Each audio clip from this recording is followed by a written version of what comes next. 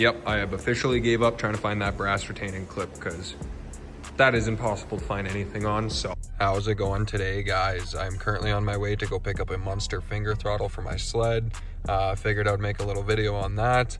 Yeah, we're gonna be doing some shop stuff, kind of maintaining the sled. It is currently negative 33 degrees Celsius. It's like negative 46 with the wind chill or something like that, almost negative 50 overnight. So I will not be riding my sled for a day or two, but there is actually quite a bit of snow and I am really excited to actually kind of get out and riding because we got a little dump and that should be pretty nice riding as long as I can kind of get into some cattails and as long as this cold weather doesn't freeze it up too much. So yeah, let's get to it so my retention rate doesn't drop too much. So alrighty, we made to the place where I'm meeting the guy. I found a used one for 160 bucks Canadian, which is a lot better than 350 some dollars, especially when I don't know if I'm gonna actually like the finger throttle or not. So I'm gonna give it a try. If I don't like it, I heard you can flip it around and then I'll just sell a guard or whatever. But yeah, we're gonna give that a try and just waiting for the guy and grabbing that. So alrighty, finger throttle acquired. Now time to go home, which is about an hour and a half drive, and throw this bad boy on. Alrighty, we've made her back. Just gonna hook up to my little utility trailer, haul my sled back over to the shop because it's sitting at my house right now. I don't really feel like riding it. It's pretty damn cold and I kind of want to leave it in the shop overnight. So yeah, let's get to it. I gotta stop saying that so much. Alrighty, let's get this thing started up. She is not gonna be happy, I can tell you that for free. Oh, the kill switch doesn't even want to go. Holy Christ. Oh my God.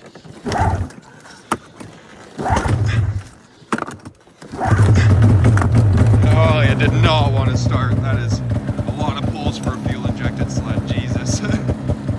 There we go, we got the sled in the shop. This is the handiest little trailer I've ever had. As you can see, it's like pretty much exactly the same size as my sled. Skis fit perfectly, and then the track doesn't hang over. Like it's perfect. And then it's tilt deck. You just take this out, tilts back, drive it on. Once I get off the sled, it literally goes clunk and drops back down.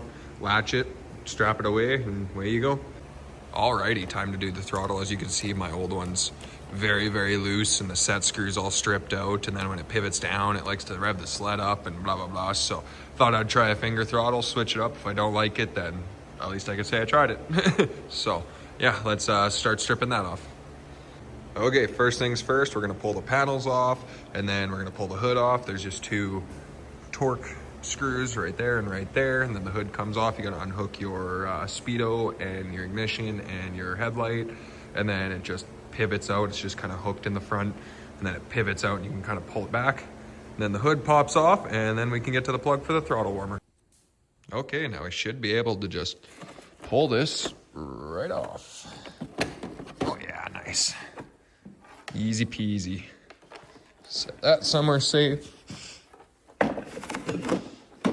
Alrighty, we'll put the bolts back in just so we don't lose them. That's the biggest tip I can give for you young guys that are wanting to get into mechanics and stuff like that, is put your bolts back in where they came out of, and then you know exactly where they go. You don't lose them, you know which one's for which. Stuff like this where it's only 2 bolts isn't too bad, but you start getting into tearing like I was doing before, tearing the whole skid apart. You start losing, you know, brackets, stuff like that. It's not gonna be fun trying to rebuild all that stuff. So put your bolts back in, put your brackets back on, bearings, bushings, whatever you have, and it'll just make life a lot easier. Alrighty, to take the throttle off, there's just 4 screws on the back of the block there. And then to take the actual throttle itself off, you just pull the throttle and then you can kind of like hold the cable and let go of the throttle and use tension as your friend. And then now there is a little retainer clip that actually holds this on that you have to pop off with a flat screwdriver. I'll zoom in and see if I can actually see it. As you can see, there's that little copper retaining ring. We have to pop that off, and then you can pull the cable out. You can pull the cable out and then pull this out and then slip the cable down, if you know what I mean, because there's that little slot, as you can see, and the cable slipped down through that slot. I already got the throttle cable off now.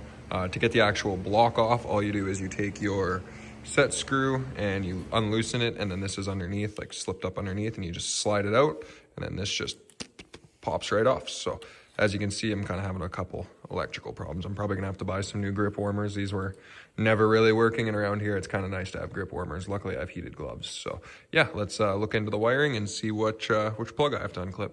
Also, note to self, don't drop that little retainer clip. I dropped it down somewhere beneath the trailer, and this thing has epoxy floors, and it's gonna be fun to find that little retainer clip on these epoxy floors. Alrighty, you just trace the wire back, unplug the clip, and it's as easy as that. As you can tell, mine was Garbo. Alrighty, started getting the new one on. There's actually a little channel here that you can run all your cables and everything through, or your wires and everything. Before you clamp this on, I put this on, and then I realized afterwards, I'm like, crap, that's supposed to go through there. So let's start getting this throttle cable hooked up. I'm gonna figure this wire out. I'm guessing I'm just gonna need new grip pads, or new heat pads. I did wanna get new grips for these anyways, because they're starting to kind of get a little ratchet looking. So I was gonna get black ones and kind of blacken this up just a touch, because there is a lot of red going on here. And then I was gonna powder coat these screws, hopefully red as well. So yeah, let's get to putting this back on. Alrighty, so you do have to take the guard off to run this cable in there, and then you just stick that in there, pull it out, hook it up to your throttle, and it should be good.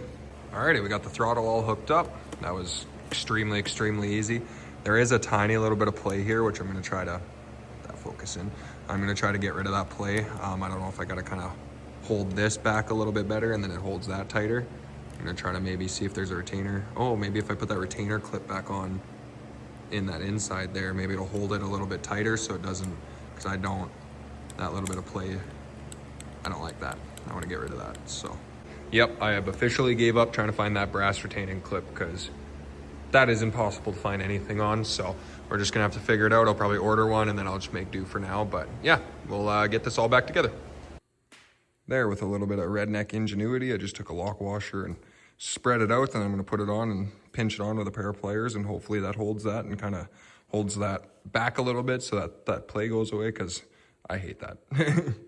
There, pressed her on there, and now it does not come off of there. So a little bit of redneck ingenuity and fixes the problem.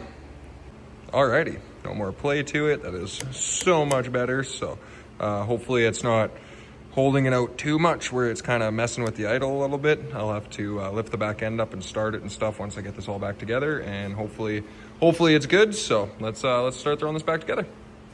Alrighty, now for the throttle safety switch. Munster actually sells a little plug that bypasses all of this bull crap. You unplug this and get rid of this completely. But since I'm a small engine mechanic and I've actually had to do this before, I know exactly how a throttle safety switch works. And as long as you keep those two terminals, those two copper terminals, away from each other, they will never make connection, and it'll never sense that your sled is wide open. There used to be a little brass piece underneath this little black plunger, and I actually popped it out already. So what I'm gonna do is I took that brass piece out, I'm gonna slide that plastic down, and then I'm gonna glue that in there, and you should never have to worry about it. Pop that little cover back on there and plug her back in, and it should be good to go. But having this will never sense that your sled is stuck wide open. So this is basically a safety for if your sled gets stuck wide open, it'll shut your sled off. So I do recommend running a tether if you're going to be bypassing your throttle safety switch. It's just kind of a no-brainer. You should really be running a tether on your sled either way. I know I don't run one. Polaris doesn't come with one stock, and I have yet to install one. I know it's preaching to the choir, but alrighty, we got all the cables and the wires and everything ran nice. Just kind of zip tied it all up nice, tucked my throttle safety switch away and everything like that. Just kind of cleaned it all up, just zip tie, zip tie, zip tie. I'm gonna lift the back end up, and I'm gonna start it here. I'm gonna throw my hood back on because you need your ignition and stuff like that. And I'm gonna start it up, make sure that's not messing with the idle of it or anything like that. If that's all good, then I'm going to throw the guard and all that back together, and should be good.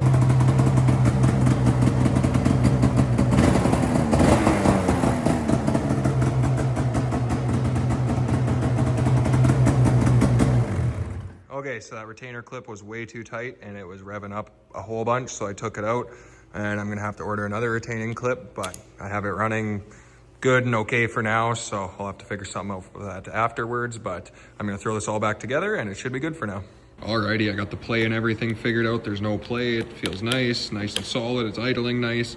What I actually did is I put the retaining clip on the very outer edge of the thing. It's kind of hard to explain, but I put it on the very outer edge instead of actually putting it in the groove. So instead of holding this piece all the way back here, It kind of lets it go in a little bit, but not too far. So perfect. It's just the exact way I like it. So we'll start getting this all back together. Alrighty, got her all buttoned up and looking nice and sounding nice and idling nice. And yeah, so that's all I got for you guys on this one. I hope you guys enjoyed that one. Don't forget to like and subscribe. I've been gaining a few subscribers here and there, and it's been feeling absolutely awesome. I'm not even joking. Every single subscriber I get just puts a big smile on my face. It's huge. I've been putting some work into these videos, so it's kind of nice to see that paying off. So hope you guys enjoyed that one, and see you on the next.